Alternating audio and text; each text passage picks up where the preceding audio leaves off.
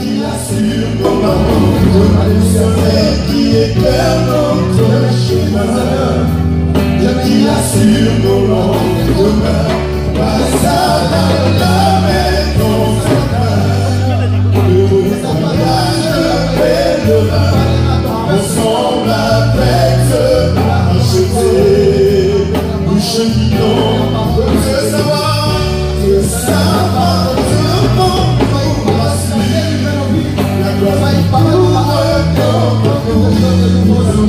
qui éclaire notre chemin et qui assure nos langues, passe à pas la maison certaine. Heureux voyage de pèlerin, ensemble avec ce racheté. Parce que cela est bénéfique également pour les peuples de Dieu. Amen. Mon thème sera une question que nous allons chercher à répondre. La question est: pourquoi il y a la pauvreté chez les chrétiens? Pourquoi il y a la pauvreté chez les chrétiens? Amen. Le dimanche dernier, nous avons fini notre retraite de 6 jours où nous avons pendant 6 jours prié pour que le ciel soit ouvert. Pour que le ciel soit ouvert. Mais remarquez, il y a un homme dans la Bible qu'on appelle Daniel, son ciel était déjà ouvert, mais on dit que sa bénédiction était retenue. Alléluia. Amen. C'est là où je comprends que le ciel d'une personne est déjà ouvert, mais attention, il y a quelque chose qui peut bloquer ta bénédiction. Alléluia. Amen. Et ce que nous allons parler aujourd'hui, c'est très important pour que nous puissions comprendre pourquoi il y a la pauvreté. Quelque part, c'est parce que c'est notre propre faute. Alléluia. Chaque personne, je sais si on vous demande, parce que le ciel, ce n'est pas aujourd'hui, mais si on vous demande aujourd'hui quelle bénédiction vous voulez avoir, je pense que chaque personne voudra avoir une belle vie, être en bonne santé, avoir une petite famille, son mari, sa femme, les enfants, un petit toit. Si tu peux acheter aussi, tu achètes. Hein, une petite voiture qui te fait déplacer, un bon travail pour gagner quelque chose, une petite économie, hein, s'il faut 10 000, 15 000 euros, une très bonne vie. Amen. Ce n'est pas à être milliardaire ou millionnaire, mais que tu puisses vivre une très bonne vie. Alléluia. Mais souvent, je me rends compte que cette vie-là, les chrétiens ne le vivent pas. Amen. Et c'est la question que je me suis posée. Pourquoi il y a la pauvreté chez les chrétiens? Vous savez, quand nous lisons notre première lecture dans Jérémie chapitre 29, Papa Elvis va nous lire les versets 11. Est-ce qu'on peut se mettre debout? On n'est pas en plus de faire de cette habitude.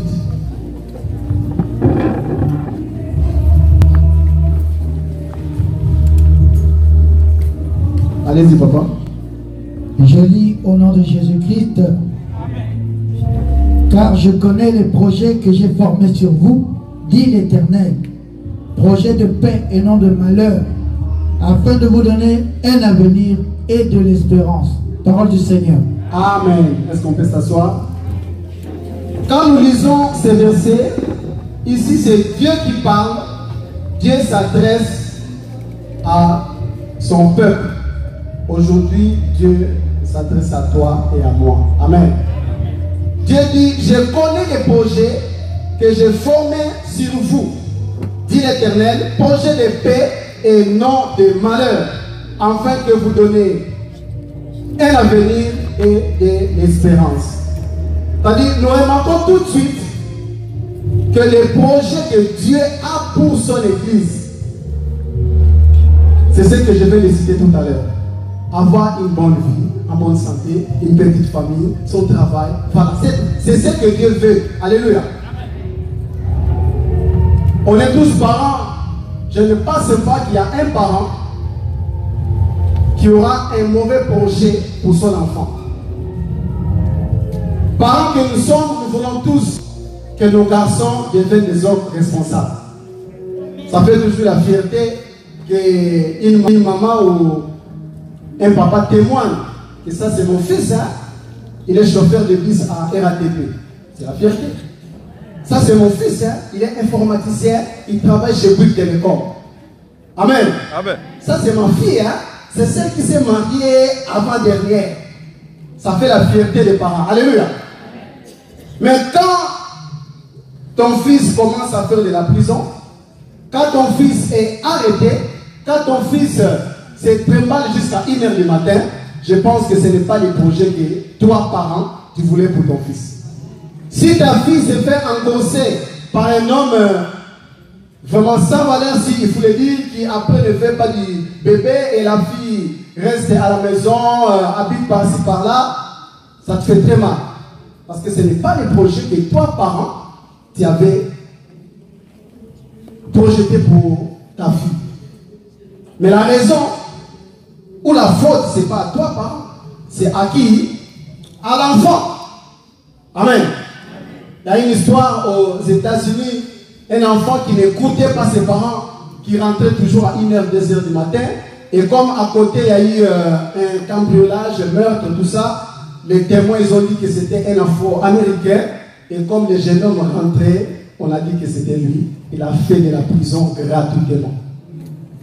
Tout ça à cause de la désobéissance, parce que cet enfant n'écoutait pas les parents. Ce n'était pas la faute des parents, c'était la faute de l'enfant. Amen. Amen. Projet de paix, c'est avoir une bonne vie. Mais l'Éternel dit, moi je voulais un projet de paix pour vous, non, un projet de malheur. Le malheur, c'est cette pauvreté que nous vivons. Alléluia. C'est ça le malheur. C'est cette pauvreté que nous vivons. Mais quelqu'un me dira, ah mais pasteur, tu parles de la pauvreté en Europe. En Europe, il n'y a pas la pauvreté. Amen. Détrompez-vous, c'est faux. Parce qu'on définit la pauvreté comme étant l'état d'une personne qui manque de moyens matériels ou qui manque de l'argent ou insuffisance d'argent. C'est ça la pauvreté. Vous savez, la première fois où j'ai vu des gens venir ramasser dans les poubelles en Europe, je me suis arrêté, j'ai dit, mais qu'est-ce qu'ils font? Toute une famille, hein, ils viennent dans les poubelles, ils ramassent la nourriture pour aller manger. J'ai compris, ah, il y a la pauvreté ici. Parce que pour nous, une poubelle, c'est pour les fous. Amen. Une poubelle, c'est des fous. Mais ces gens-là n'étaient pas des fous. Mais ils venaient chercher à manger. J'ai compris que c'était la pauvreté. Alléluia.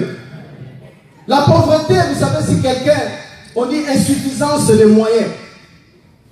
Tu gagnes 1200 €, mais tes dépenses arrivent jusqu'à 1700 €. Donc, il y a 500 € qui te manquent pour combler tes dépenses.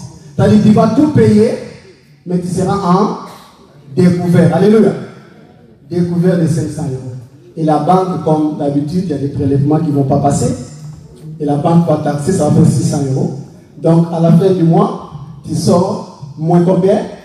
Moins 600. Et quand ton salaire de 1200 va passer, la banque va prendre les 600 €. Ça va rester combien? 600.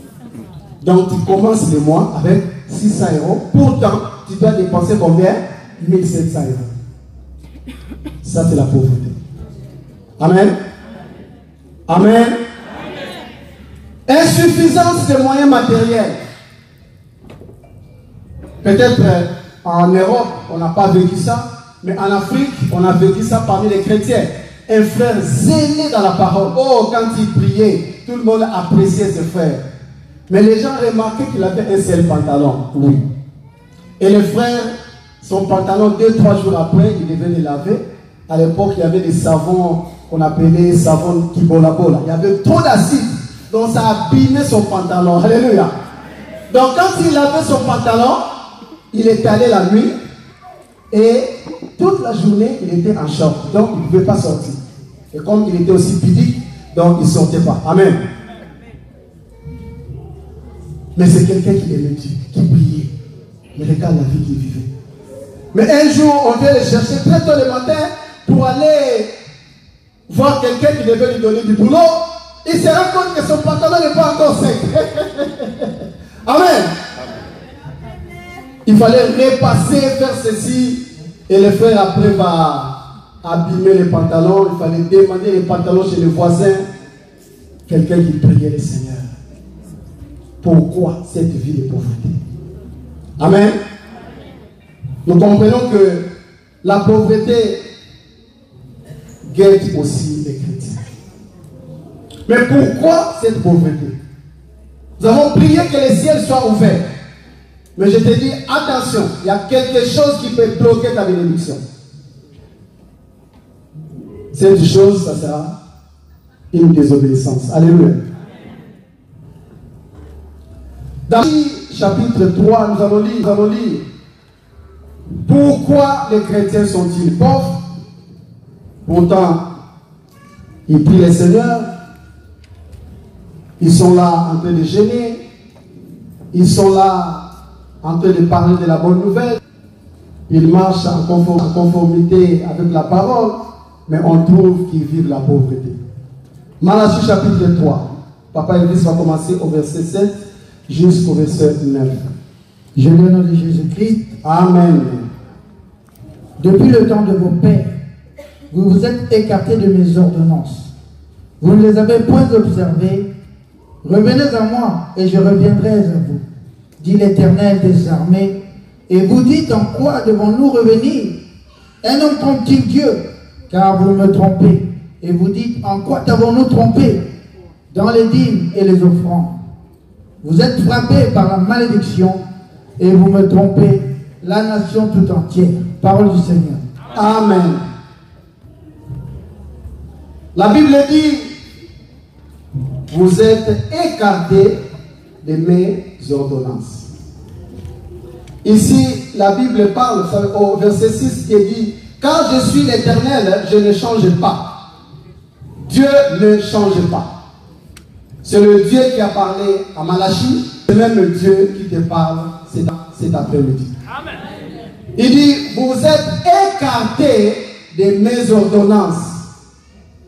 C'est comme cet enfant qui n'obéissait pas à ses parents, qui rentrait à des heures qu'il voulait, et voilà, il a fait la prison. C'est la même chose comme toi aujourd'hui, tu t'es écarté de... Tu n'as pas observé les commandements de Dieu, tu as trompé Dieu. Mais remarquez, l'homme dit à Dieu, mais Dieu, on t'a trompé comment? Amen. Pourquoi? Parce que pour l'homme, comme il est là les mardis, comme il fait les services de prière, les jeûnes, pour lui, devant Dieu, il est clean. Alléluia. Mais il ne se rend pas compte qu'il servait Dieu bien du côté comportement, mais du côté finance, il ne servait pas Dieu. Alléluia. Nous devons être écarts. Alléluia. Tu es trop spirituel, mais quand on parle de donner, tu fais ta main comme ça. Tu es le premier à prêcher l'évangile, mais quand on te dit qu'on a besoin de 20 € pour la radio pain du soir, tu mets ta main derrière. Et là, Dieu dit, vous me trompez. Vous me trompez. Pour eux, du fait qu'ils marchaient comme il faut, qu'ils étaient là tout le temps, à la prière, pour eux, il n'y avait pas raison qu'ils puissent tromper Dieu. Mais Dieu va les rappeler que vous me trompez par combien de choses? Par deux choses. Par vos dîmes et vos offrandes. Quand on parle de ça, l'église de Dieu devient triste. Est-ce que vous êtes triste cet après-midi? C'est très important. Nous devons parler de ces choses. C'est la raison pour laquelle nous sommes pauvres, les chrétiens aujourd'hui. C'est la raison pour laquelle notre bénédiction peut être retenue par notre propre désobéissance. Mais nous allons commencer par la première chose. Dieu dit, vous me trompez par vos dîmes. On a déjà parlé de ça ici. La dîme au temps de la fin. Mais je vais revenir rapidement pour te dire, il y a certaines personnes aujourd'hui qui, suite à l'Internet, qui donnent la facilité à tout le monde de prêcher n'importe quoi. Peut-être tu es parmi ces gens-là qui n'ont pas la conviction que la dîme est une loi de Dieu et que la dîme est toujours d'actualité. Amen. Certaines personnes ont peut-être reçu des enseignements, j'appelle ça diaboliques, en disant qu'on ne peut pas payer la dîme aujourd'hui. C'est faux. Il dit parce que la dîme faisait partie des lois de Moïse. Ça aussi c'est faux. Alléluia. Quand nous lisons le livre de Genèse, chapitre 14, la dîme est définie déjà comme le 1/10 de notre revenu. Nous allons voir ici que ceux qui disent que la dîme vient de la loi, c'est faux. Genèse chapitre 14, Papa Elvis, on lit du verset 17 au verset 20. Après qu'Abraham fut revenu vainqueur de Kédorlaomer et des rois qui étaient avec lui, le roi de Sodome sortit à sa rencontre dans la vallée de Chabé, qui est la vallée du roi. Melchisedec, roi de Salem, fit apporter du pain et du vin. Il était sacrificateur du Dieu très haut. Il bénit Abraham et dit, béni soit Abraham par le Dieu très haut, maître du ciel et de la terre. Béni soit le Dieu très haut qui a livré tes ennemis entre tes mains. Amen. Et Abraham lui donna la dîme de tout. Amen. Cette histoire se passe, Moïse n'est pas encore né. Donc quand on parle de la loi, que la dîme est une loi de Moïse, c'est faux. Là, Moïse n'est pas encore né. Donc là, c'est clair que la dîme a commencé bien avant Moïse. Bien avant Moïse. Mais remarquez ce qui va se passer. La Bible dit Abraham va sortir victorieux d'une guerre. Abraham gagne la guerre. Par reconnaissance, Abraham va se diriger vers un homme qu'on appelle Melchisedec. Cet homme, on définit comme étant le roi de Salem. Le roi de Salem, c'est le roi de paix. Je connais qu'un seul roi de paix. C'est Jésus-Christ de Nazareth. Alléluia. Il était le sacrificateur de très haut. Donc c'est quelqu'un qui représentait le Seigneur. Ça signifie qu'Abraham s'est approché devant un homme qui représentait Dieu. Alléluia. Donc Abraham s'est représenté devant Dieu. C'est pour dire à l'église, quand vous payez votre dîme, vous ne payez pas votre dîme au pasteur. Vous ne payez pas votre dîme à l'église. Vous payez votre dîme à Dieu. Est-ce qu'il y a quelqu'un qui m'a compris? Nous payons notre dîme à Dieu. Pourquoi? Parce que nous sommes reconnaissants de la victoire qu'il nous a donnée. Est-ce qu'il y a quelqu'un qui comprend? Abraham était reconnaissant. À qui? À Dieu qui lui a donné la victoire. Qui te donne ce souffle de vie? C'est le pasteur? Qui te donne ce souffle de vie? C'est l'église? Qui te le donne? Quelqu'un qui va signer un très bon CDI. Il venait de finir ses études, bac plus 5 en informatique, embauché, salaire 4500 €. Ouh! Jackpot! Comment ça fait les kakis? Prendre une voiture. On dit que comme toujours, il y a un mois d'essai avant qu'on te confirme. Et voilà, il sort avec ses amis pour aller picoler. En retour, tonneau, paralysé. Il ne peut plus bouger. La société, lundi matin, il appelle, il est dans le coma. Il se réveille après, colonne, porc. Les 4 000 € est parti. La société, un mois après, licencié. Qui te donne la force d'aller travailler? Qui te donne la santé d'aller travailler? Donc quand tu payes ta dîme, tu ne payes pas au pasteur, tu ne payes pas à l'église. Ta dîme, c'est à Dieu que tu payes ta dîme. Mais en retour, regarde ce que cet homme va donner à Abraham. Il va lui donner combien? 2 choses. Il donne le pain et le vin. La Bible dit dans Jean chapitre 6, des versets 34, 35, qu'il y a une personne qui est, c'est Jésus-Christ. Papa, tu peux me lire ça?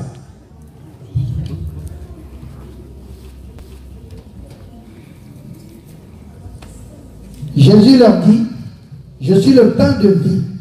Celui qui vient à moi n'aura jamais faim. Alléluia. Et celui qui croit en moi n'aura jamais soif. Alléluia. Il est le pain de vie.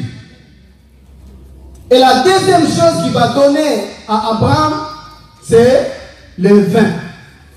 Dans Éphésiens, la Bible dit, Éphésiens 5, verset 18, il dit, ne vous enivrez pas du vin, mais soyez remplis du Saint-Esprit. Le vin symbolisait le Saint-Esprit de Dieu. Donc nous payons notre dîme à Dieu parce que nous sommes reconnaissants qu'il nous a donné la parole, nous sommes reconnaissants qu'il nous a donné le Christ et nous sommes reconnaissants que nous avons le Saint-Esprit de Dieu. C'est par reconnaissance que nous payons notre dîme. Et quand Dieu insiste pour dire vous me trompez, c'est parce que Dieu ne voit pas cette reconnaissance. Alléluia. Amen. Dieu ne voit pas cette reconnaissance. Pourtant, c'est lui, dans 2 Corinthiens chapitre 9, le verset 10, pour ceux qui notent, la Bible dit, c'est Dieu qui fournit de la sémence au semeur. Donc c'est lui qui te donne la force pour aller travailler. En retour, quand tu gagnes ton salaire, tu ne le calcules pas. Amen. J'aimerais illustrer ça par l'image d'un fruit. J'aime bien, c'est un fruit qu'on appelle l'avocat. Qui connaît l'avocat? L'avocat. Un petit déjeuner, c'est bien. Hein? Et nous, en Afrique, les beignets aussi, c'était très bon. Hein? Regarde l'avocat. L'avocat représente le fruit, représente ton salaire. Alléluia. Mais celui qui permet que l'avocat puisse exister, c'est Dieu. Celui qui permet que ton salaire tombe entre tes mains, c'est qui? C'est Dieu. Mais remarquez, Dieu est tellement bon. Quand vous ouvrez l'avocat, qu'est-ce que vous trouvez à l'intérieur? Vous trouvez quoi? Est-ce que quelqu'un peut prendre le noyau et manger? Hein? J'aimerais voir quelqu'un lors de son petit déjeuner et il coupe, il prend le noyau là, il coupe un peu, il met dans le pain, il commence par. Est-ce que les noyaux, on peut les manger? Les noyaux représentent l'immense. C'est-à-dire, dans une bénédiction de Dieu, il y a sa part qui est dedans. Qu'il ne faut pas manger. Quand vous mangez la part de Dieu, mon frère, ma soeur, c'est la malédiction que Dieu est tenté d'attirer sur ta vie. Alléluia.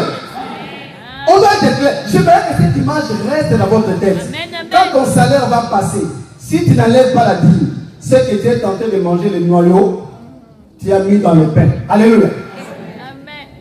Si les enfants te voient, ils vont dire, papa, c'est quoi ça? Tu es comparé à un monstre. C'est ce que toi tu fais. Quand ton salaire passe, tu ne calcules pas la part de Dieu. Tu ne sais pas, dans cette bénédiction, il y a la part de Dieu qu'il faut automatiquement enlever. Celui qui gagne 1000 €, la semence de Dieu c'est combien? Automatiquement enlève les 100 €. Alléluia. Tu enlèves les 100 €, tu pries le Seigneur, tu dis Dieu, j'ai obéi à ta parole parce que tu as dit, tu ne veux pas qu'on te trompe. J'enlève les 100 €. Toi-même tu fais ta prière et tu viens, tu déposes dans le panier, l'homme de Dieu priera pour toi. Devant Dieu, tu es quitte. Mais si la sémence ne retourne pas dans le sol, est-ce que l'avocat va encore pousser? Est-ce que ça va encore pousser? Pourquoi? Pourquoi ça ne pousse pas? Si le voisin, lui, il mange, il prend la sémence, il met par terre, 1, 3, 4, 5 mois, 6 mois après, une année, 2 ans après, il y a l'avocatier, n'est-ce pas? Mais chez toi, tu manges tout, tout, chez toi, il n'y a rien. Et tu commences à pleurer. Quand il y a le soleil, tu n'as pas l'arbre pour t'abriter, parce que toi, tu manges la sémence. Chez le voisin, quelle va nous aider? Alléluia. Parce que le voisin, il prend la sémence de Dieu, il remet. Est-ce que cette image, vous l'avez bien compris? Ne trompez pas Dieu, mes bien-aimés. Sinon, tu deviens le propre ennemi de ta bénédiction. Alléluia. Le ciel sera ouvert, mais ça va bloquer ta bénédiction. Est-ce qu'on peut avancer? La Bible dit, si un homme me trompe, cet homme-là va attirer la malédiction vers sa vie. C'est pourquoi Dieu dit, à cause de cet égarement, il y a la malédiction dans vos vies. Cette malédiction, c'est cette vie de pauvreté que nous vivons. Cette malédiction, c'est cette vie de manque que nous vivons. Alléluia. Mais je prie le Seigneur que cela ne soit pas ton cas. Je prie le Seigneur, comme aujourd'hui tu as pris la connaissance qu'il ne faut jamais, jamais, jamais manger la semence de Dieu. Amen. Alléluia. Amen. Nous payons la dîme, premièrement parce que nous respectons la parole de Dieu. Nous payons la dîme parce que nous sommes reconnaissants à Dieu. Et la dîme, ce n'est pas question de montant. Alléluia. Je parlais avec une maman qui me dit, papa, moi je ne travaille pas, mais je gagne les allocations. Je dis, mais les allocations, quand les impôts arrivent, les impôts te disent de déclarer ça. C'est-à-dire, les allocations sont considérées comme un revenu. C'est un revenu. Celui qui n'a pas de papier, est-ce qu'il a des allocations? Même si tu as 18 enfants. Si tu n'as pas de papier, ces enfants-là seront payés. Parce qu'on a souvent l'habitude de dire que c'est l'argent pour les enfants. Non. On te paye cet argent pour venir au moyen des enfants. Mais c'est déjà un revenu que l'État te donne. Même si celui qui donne sa dîme de 1000 euros et celui qui donne sa dîme de 30 euros, devant Dieu, c'est pareil. C'est pareil. C'est pas parce que lui, il a donné sa dîme de 1000 euros et toi, comme c'est 30 euros, tu es tenté de minimiser. Beaucoup de personnes aujourd'hui minimisent. Parce que tu vois, moi, on me paye que 800 euros, bon, 80 euros. Mais c'est la part de Dieu. Amen. Si tu es fidèle dans les petites choses, tu le seras aussi dans les grandes choses. Amen. Donc la dîme n'a pas de montant qui donne la valeur. Non. Un homme d'affaires, oui, il fait de belles affaires, il gagne comme il faut, il peut donner une dîme de 10 000 euros. Mais toi, alléluia. Mais toi, si c'est les allocations seulement, mais dedans, il y a la part de Dieu. Alléluia. Est-ce qu'on a bien compris? Amen, amen, amen. La deuxième des choses, Dieu dit, vous me trompez par les dîmes. Et la deuxième des choses, vous me trompez par vos offrandes. Les offrandes également, l'église de Dieu, là encore, trompe Dieu. Amen. Les offrandes. Quand on était petit, on aimerait bien à l'église. Vous savez pourquoi? Parce qu'on savait que papa va nous donner l'argent pour mettre l'offrande. Amen. Et comme on était à côté de l'église protestante, on passait d'abord au marché. Si jamais on nous donnait genre 2 euros, dans les 2 euros, comme on était enfant, on coupait. Hein? On prenait les 1 euro, on achetait les poulets qu'on coupait.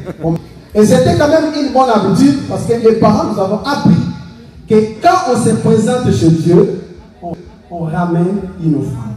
J'aimerais qu'aujourd'hui, les parents que nous sommes, nous commençons à éduquer les enfants comme cela. Le culte a 3 grandes parties. Dans le culte, il y a la prière. Dans le culte, il y a la parole. Et dans le culte, il y a l'offrande. Alléluia. Remarquez Israël, qui avait un autel qui était dressé. Il y avait toujours une offrande qui accompagnait l'autel. Alléluia.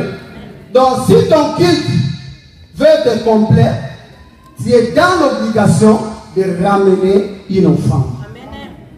Amen. Mais l'offrande que je vais parler, insister cet après-midi, c'est l'offrande qu'on appelle l'offrande d'action de grâce. Alléluia. L'offrande d'action de grâce. Alors, une offrande, c'est défini comme un don qu'on donne à une divinité. Donc, en réalité, là encore, une offrande ne se donne pas au pasteur. On paye la dîme et on donne l'offrande. Donc, quand je donne mon offrande, je ne donne pas au pasteur. Quand je donne mon offrande, je ne donne pas à l'église. Parce que le mot offrande, c'est comme le mot adorer. Adorer, il n'y a que Dieu. Amen. Même si tu aimes ta femme n'importe comment, mais tu ne pourras jamais utiliser le mot j'adore ma femme. Jamais. Alléluia. Et c'est comme le mot offrande, on ne peut pas utiliser le mot offrande chez un humain. Le mot offrande est directement adressé à Dieu. C'est pourquoi on définit l'offrande comme un don qu'on donne à une divinité. Alors, beaucoup de personnes, ils ont leur divinité. Nous, notre divinité, c'est le Dieu Tout-Puissant. C'est lui qui était sur la croix qui a donné sa vie. Ça, c'est notre divinité. Alléluia. Amen. Et l'offrande se définit également comme une reconnaissance de l'œuvre de la croix. Alléluia. Tu te rends compte qu'il y a une personne qui a accepté de mourir, qui a accepté de souffrir pour toi. En retour, qu'est-ce que tu lui donnes? Amen. C'est ça aussi l'offrande. Chicoter, taper, humilier, ridiculiser à cause de toi et moi. Mais qu'est-ce que nous donnons à ce Dieu-là? C'est ça l'offrande. Et tu te rends compte que souvent, c'est pourquoi je suis passé par là, les anglophones, ils ont tellement emmagasiné cette souffrance de Jésus-Christ. C'est pourquoi on se rencontre dans le pays anglophone qui vient avec les sacs de billets comme offrande. Il dépose ça. Boum. Quand vous soulevez comme ça pèse. C'est une offrande. Parce que cette personne se rend compte et dit non. J'étais un peu cher. Ma famille, c'était une famille des sorciers. Mais Dieu m'a fait grâce, je suis sorti de cette famille. Aujourd'hui, j'ai la vie éternelle. Je fais mes petites affaires, ça réussit. Dieu me fait grâce, je voyage, je rentre. Quand j'écoute qu'à l'église de Dieu, il n'y a pas quelque chose qui manque, je dis non. Si lui, il a donné sa vie pour moi, mais qu'est-ce que moi je peux faire pour lui? Vous savez souvent, comme dit les frères, il y a tellement de biens que Dieu nous a fait. Même ce que nous donnons, souvent, ce n'est pas suffisant. Mais nous donnons quand même pour dire Dieu, vraiment, je donne quand même parce que je ne sais pas. C'est ça l'offrande. Alléluia. C'est ça l'offrande. Et j'aimerais insister sur l'offrande d'action de grâce. Amen. L'offrande d'action de grâce est donnée pour deux raisons. Amen. Papa Elvis va nous dire ça.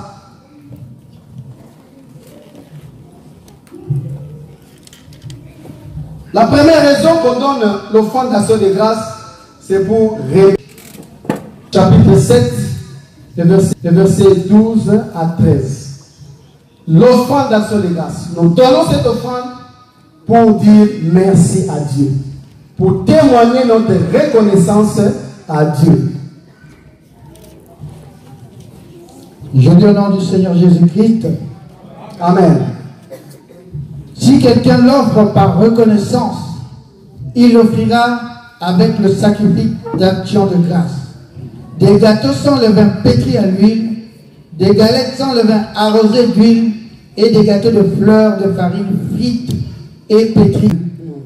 À ces gâteaux, il ajoutera du pain levé pour son offrande. Avec son sacrifice de reconnaissance et d'action de grâce. Parole du Seigneur. Amen.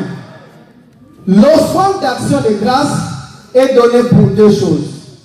Pour deux raisons. La première raison, c'est pour témoigner notre reconnaissance à Dieu. J'insiste encore que l'offrande n'est pas donnée à l'église ni à un homme de Dieu. L'offrande est donnée à Dieu. Amen. Premièrement, quand Dieu te visite, nous avons témoigné ici que beaucoup de personnes, quand le Seigneur les visite, c'est comme c'est dit lépreux, n'est-ce pas? Les 10 lépreux dans Luc chapitre 17, ils étaient 10, mais il y a combien qui sont revenus? Combien qui sont revenus? C'est ce que toi tu fais maintenant. Je les pasteur tout le temps. Je les prières tout le temps. Le jour où la main de l'Éternel va te visiter, pour venir à l'église même, c'est plus qu'un problème. Il faut qu'on t'appelle. Ah, mon frère, je suis tombé, mais tu vois, je veux venir, ne t'inquiète, c'est mon église, ne t'inquiète. Oui, papa, chaque minute, je suis connecté avec vous. Alléluia. Et quand Dieu regarde cela, il dit, franchement, cet enfant, c'est lui qui plairait ici tout le temps. Maintenant, je lui ai venu pour être reconnaissant, il ne peut pas. Alléluia. Être reconnaissant à Dieu. Il y a une famille chrétienne, une vraie famille chrétienne, hein, pas nos familles chrétiennes où c'est les dimanches seulement qu'on voit que monsieur et madame prient. Chacun dort.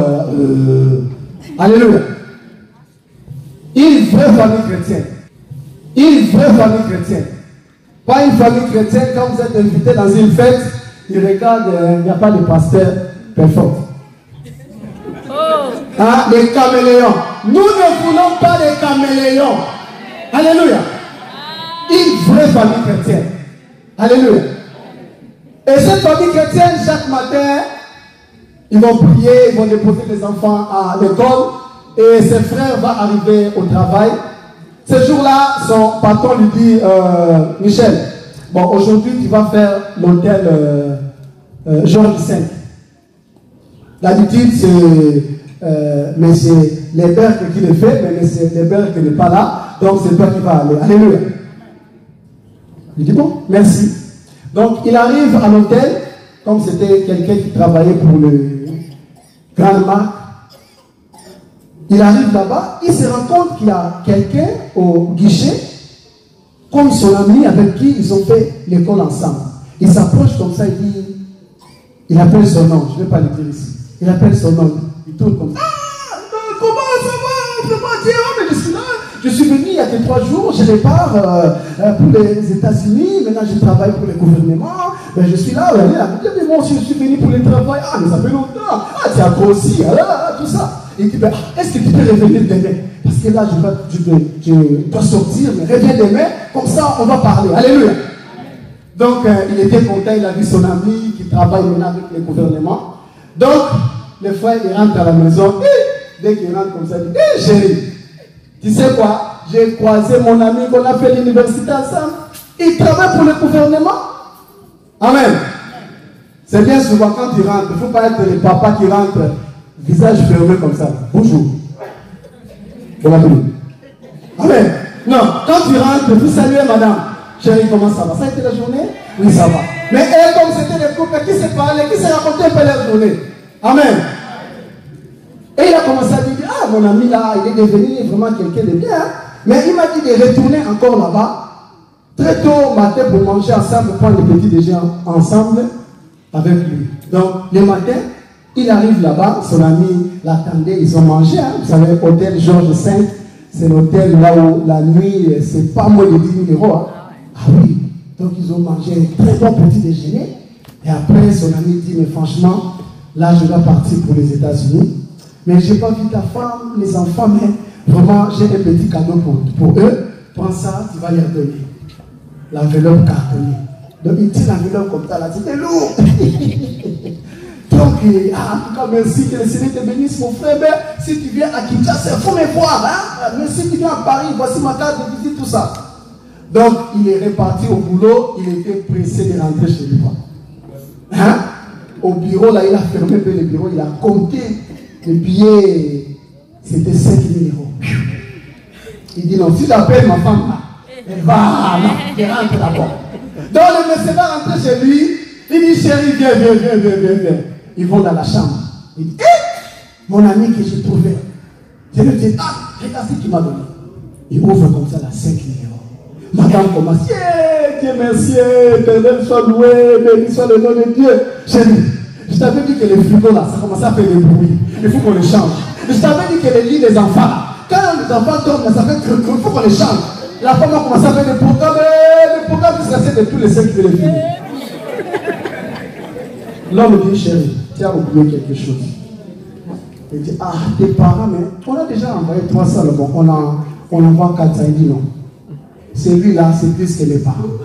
Celui-là, c'est lui qui a permis que celui qui part dans l'hôtel Georges V soit absent, que mon patron m'envoie là-bas. Celui-là qui a permis que je puisse croiser mon ami. Celui-là qui a permis que mon ami puisse avoir ce cœur de me donner 5 000. J'ai oublié cette personne, ma femme. Papa m'a dit oui, chérie. Oui, c'est Dieu. Amen. C'est ce que nous faisons souvent. Ils ont dit voilà, à l'église, il y a une croisade. Le pasteur a parlé qu'il faut, voilà, on prend 1 000 euros. On met dans l'enveloppe, on va voir l'homme de Dieu pour qu'il prie pour nous. Et les 4 000 chéris, si tu veux changer, toi, la maison change. Amen. Ça, c'est l'offrande d'action de grâce pour dire merci à Dieu. Est-ce que nous faisons ça souvent? Amen. Est-ce que nous faisons ça souvent pour dire merci à Dieu? Je suis parti à une fête, papa Elvis. L'enfant avait 1 an. Big fête. Ils ont loué la salle président Wilson. 5 000 euros. Traiteur. Pièces montées. Quand tu entrais, tu croyais que c'était un mariage. Ils ont dépassé plus de 15 000 euros. Pour le 1 an d'une fille. Les lendemains, je pose la question à la dame. Parce que comme c'est une femme anglophone, je dis, qu'est-ce que tu as donné à Dieu? J'ai vu ta fête était comme ça. Hein? Qu'est-ce que tu as donné à Dieu? Il dit, oui. C'est dit, je vais essayer d'aller voir mon pasteur après. C'est-à-dire, il dépense 15 000 euros pour que les gens viennent manger et boire. Pour que les gens viennent manger et boire. Mais Dieu qui a permis que cet enfant puisse voir le jour, Dieu qui a permis que cet enfant puisse avoir 1 an, tu n'as même pas calculé. C'est là où quand Dieu nous regarde, il dit franchement, ces enfants, je ne sais pas ce que je peux faire. C'est elle qui était là en train de pleurer tout le temps pour l'enfant, mais là je donne l'enfant, regarde ce qu'il fait. Amen. Je bénis le Seigneur pour tous les enfants que nous présentons ici. Les parents ramènent toujours une offrande d'action de grâce. Que le Seigneur vous bénisse. Alléluia. Vous témoignez votre le cœur de Dieu est tellement dans la joie quand vous faites ça. Amen. Dans le métro parisien, un jour, un monsieur il est un peu handicapé. Il fait tomber quelque chose. C'était son passe Navigo. Les gens passaient, personne ne voulait l'aider pour ramasser. Mais il y a un monsieur qui vient comme ça, il voit, il met les mains, il prend, il met les mains, il prend, il donne au monsieur. Le monsieur prend sa passe Navigo, il met dans ses poches, il commence à partir. Le monsieur dit, celui-là, il se fout. Montre-moi un peu ton passe Navigo.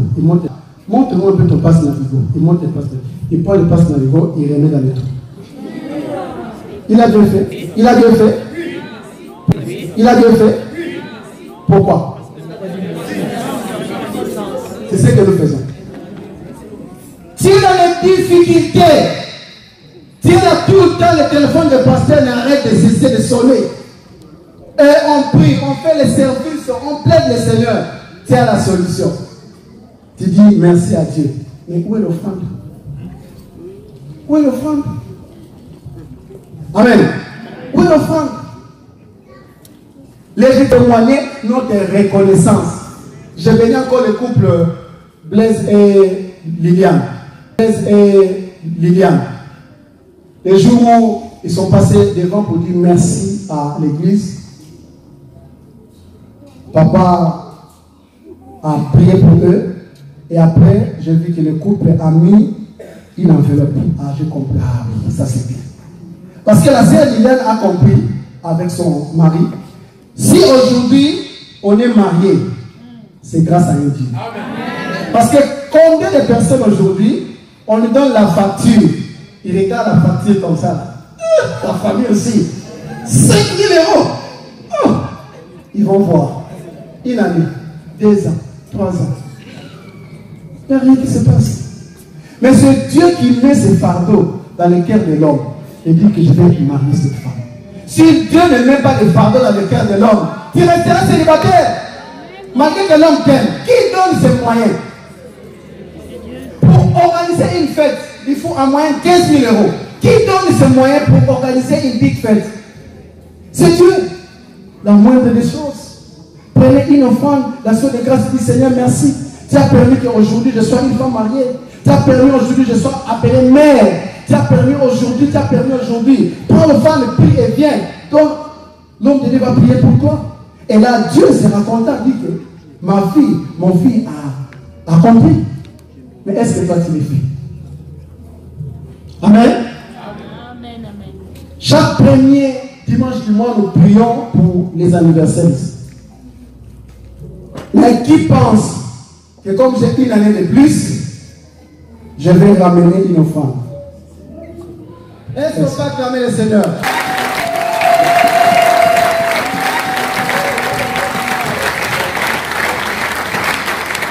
Le bus qu'on utilise, ce bus-là, c'est les fruits d'une offrande d'action de grâce. Le bus que toi tu montes souvent, que papa Pablo conduit, il te laisse à la gare, c'est une offrande que tu montes sur ça. Et cette offrande, croyez-moi, ça continuera à crier pour les personnes qui ont donné cette offrande. Ça, c'est un grand secret. L'offrande d'action de grâce, pour témoigner notre reconnaissance. Deuxième des choses, nous donnons cette offrande pour demander la faveur de Dieu. Demander la faveur de Dieu. Papa Église. Lévitique chapitre 1er, le verset 3. Pour demander la faveur de Dieu. Tu donnes ton offrande d'action de grâce pour demander la faveur de Dieu. Je viens dans Jésus-Christ. Amen. Si son offrande est un holocauste de gros bétail, il offrira un mâle sans défaut. Il offrira à l'entrée de la tente d'assignation devant l'Éternel pour obtenir sa faveur. Amen. Amen. Pour obtenir la faveur de Dieu. Il y a l'histoire que nous allons lire à la maison dans 1 Samuel, chapitre 9, le verset 7 à 8. Nous allons lire ça à la maison, faute de temps. C'est l'histoire de Saül. Saül qui va devenir le premier roi en Israël. Son père va perdre les ânesses et il va envoyer Saül. Il dit, va chercher les ânesses perdues. Et Saül va partir avec un des serviteurs. Ils vont chercher. Et à l'époque, il n'y avait pas de RR. À l'époque, il n'y avait pas de voiture. Donc, ils marchaient à pied. Ils sont fatigués. C'est ce qui nous arrive. Souvent, nous cherchons quelque chose. On cherche. On est fatigué. Jusqu'à point où, pour venir prier, même ça commence à nous décourager. Et le serviteur va dire à Saül, il dit, écoute, on a cherché, on n'a pas trouvé. Mais je connais un homme qu'on appelle voyant. C'était Samuel. Il dit, on va aller voir le voyant. Lui, il nous dira où se trouvent les ânesses. Alléluia. Donc, une offrande d'action de grâce, c'est pour chercher ou pour trouver ce que toi tu es tenté de chercher depuis longtemps, que tu ne trouves pas. Mais les serviteurs, c'est les personnes qui connaissaient Dieu, qui connaissaient le fonctionnement de Dieu. Les serviteurs, Saül va dire, ben, on va aller voir Samuel. Mais on n'a rien. On va aller le voir comment? Parce qu'on veut demander une faveur qui puisse nous aider à retrouver les ânesses. Mais, dans les schémas de Dieu, de telles situations, il faut tourner une offrande.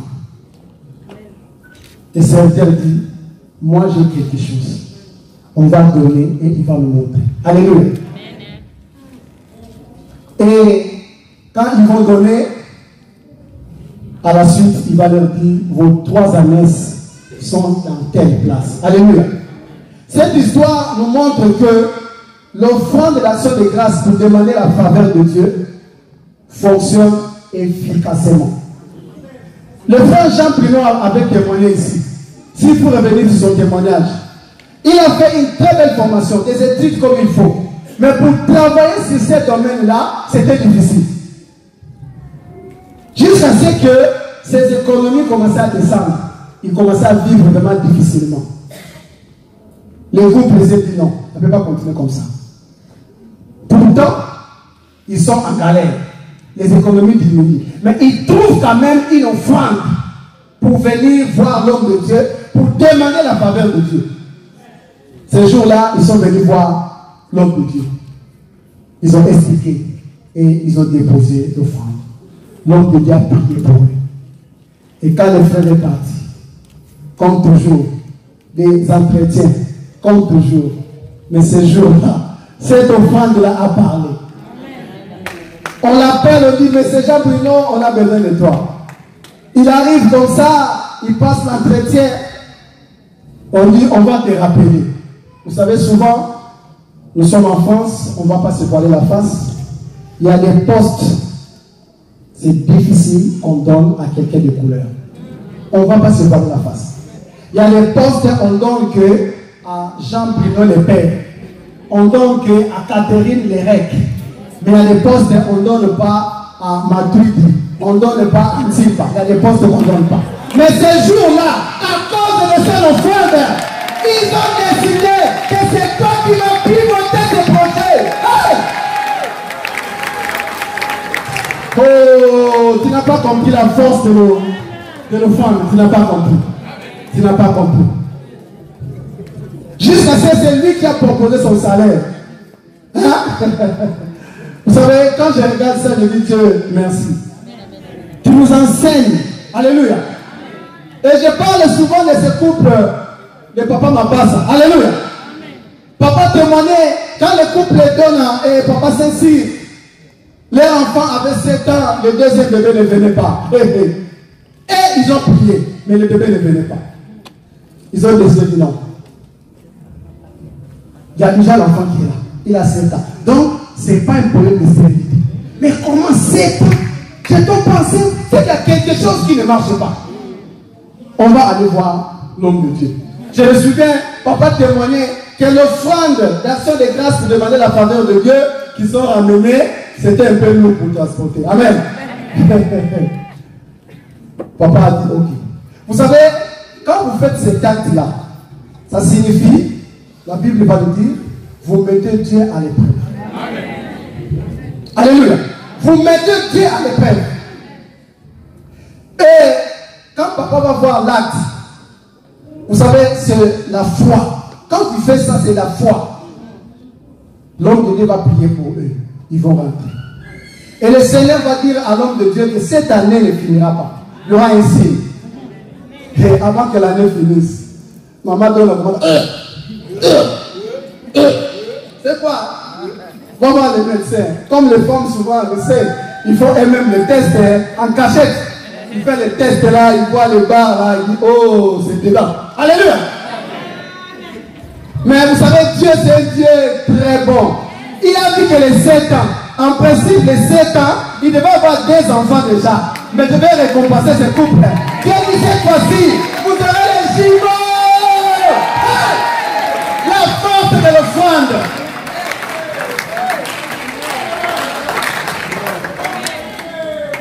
Alléluia.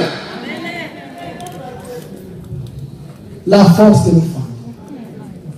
L'offrande d'action de grâce, c'est pour demander la faveur de Dieu. Mais Dieu dit, à cause de ça, nous le trompons. Il fait quelque chose pour toi, il attend. C'est comme si quelqu'un qui te donne quelque chose, en retour il attend. Donc Dieu il fait comme ça et toi tu passes là. En termes, comme on dit, au Bétisa de Kara. Donc tu ignores le Seigneur. Le salaire, je sais, mais cette fois-ci, là, tu vois, les salaires là, c'était tellement petit que les factures là, mais le mois prochain, Seigneur, quand même, tu vas voir. C'est comme ça que nous faisons. Bien-aimé, enlève la part de Dieu.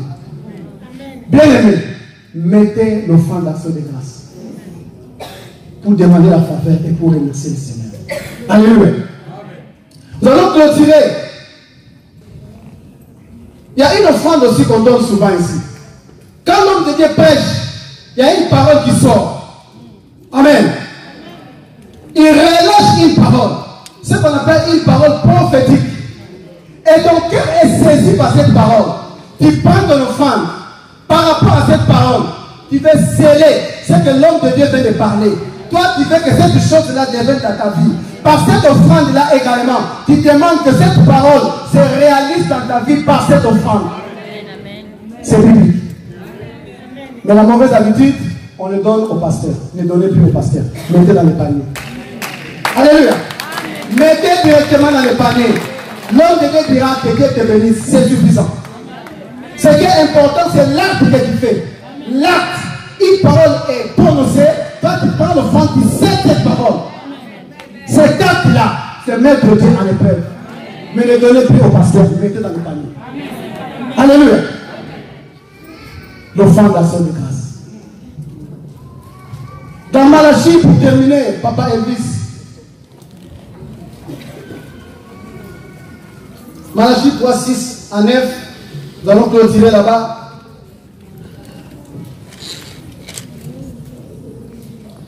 Je dis au nom de Jésus-Christ. Amen. Car je suis l'Éternel, je ne change pas. Et vous, enfants de Jacob, vous n'avez pas été consumés. Depuis le temps de vos pères, vous vous êtes écartés de mes ordonnances. Vous ne les avez point observées. Revenez à moi et je reviendrai à vous, dit l'Éternel des armées. Et vous dites, en quoi devons-nous revenir? Un homme trompe-t-il Dieu? Car vous me trompez. Et vous dites, en quoi t'avons-nous trompé?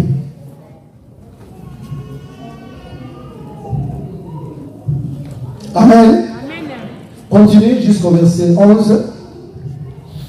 Dans les dîmes et les offrandes, vous êtes frappés par la malédiction et vous me trompez, la nation tout entière.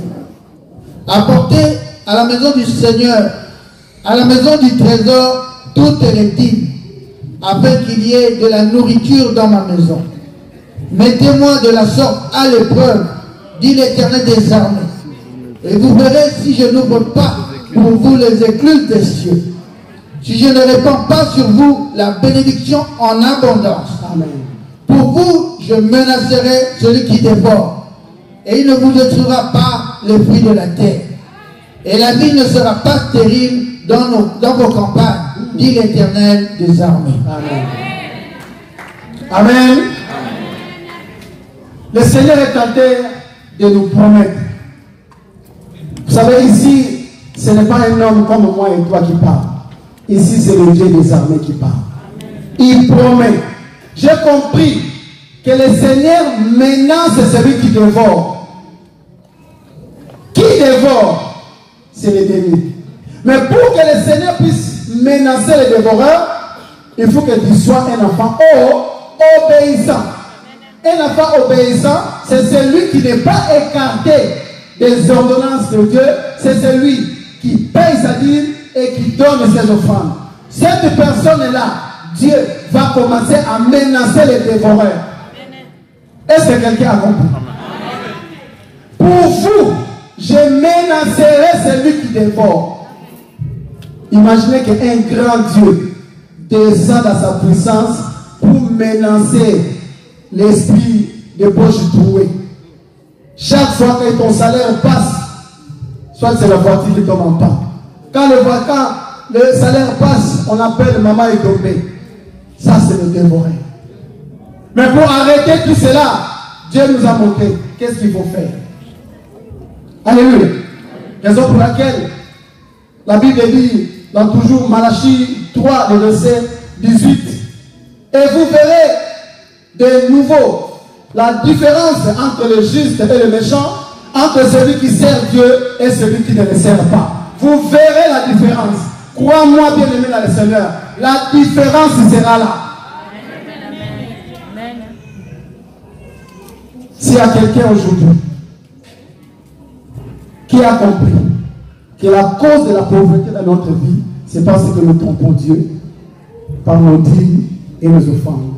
Mais cet après-midi, cette personne-là a pris la résolution. Il dit aujourd'hui, comme j'ai compris, même s'il va me rester autant, j'aimerais premièrement faire la part de Dieu. Chaque fois que Dieu me bénira, je serai reconnaissant pour témoigner le Seigneur. Chaque fois que je serai pité, je prendrai une offrande d'action de grâce pour demander la faveur de Dieu. Nous allons incliner nos têtes. C'est celui, cet après-midi, a pris la résolution. Celui qui a pris la résolution et a compris que pour que le ciel soit ouvert et que ma bénédiction arrive jusqu'à moi, je dois obéir à l'intégralité de la parole. Tu vas te mettre debout là où tu es. L'homme de Dieu, Papa Siméon, va faire une prière pour toi. Les chants vont nous entonner un chant. Je demande seulement à celui qui a pris la décision cet après-midi. Celui qui a compris que non. J'ai compris que les dévoreurs étaient toujours là. J'ai compris que les sauterelles étaient toujours là. Mais aujourd'hui, j'ai compris. Je prends la ferme décision. Que chaque fois que mon salaire passera, j'enlèverai le noyau qui est la sémence de Dieu et je mettrai à côté. Chaque fois que le Seigneur va me visiter, je ramènerai une offrande d'action de grâce pour dire Dieu merci. Merci pour les 1 an, merci pour la santé, merci pour le travail, merci pour ceci. Si tu as pris cette résolution, tu vas te mettre debout. Les chants vont entonner un chant et Papa Siméon va prier pour ceux qui ont pris cet engagement d'honorer la parole de Dieu. Car la Bible dit pour vous, je menacerai celui qui défend.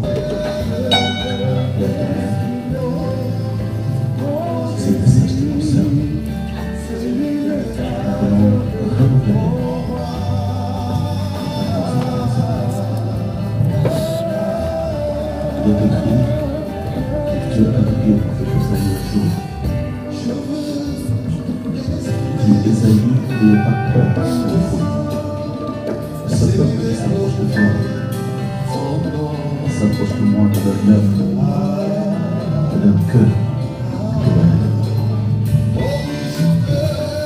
Parce que tous sont des trompeurs, sont pleins de trompeurs. Nous voulons que cette déclaration de Dieu soit inévitable pour son corps et pour son église. Dieu t'a béni. La première bénédiction que Dieu t'a donnée, c'est la santé. La connaissance à Dieu à cause de cette santé. Il y a des autres œuvres qui ont fait des voyages de Maroc, en Grèce, dans des forêts, dans des bateaux, se sont noyés et de la grâce. Si tu es ce que tu es, c'est grâce à Dieu. Tu veux que toi-même tu aies des paroles. Tu dois le déclarer. Dis à Dieu, oui Seigneur, ce message m'appartient. Je t'ai trompé tant d'années et je ne savais pas. Et puis aujourd'hui j'en ai pris connaissance. Et à Dieu, je viens éternel devant toi, renouveler mon alliance avec toi. Élève ta voix, prie le Seigneur. Commence à te dire.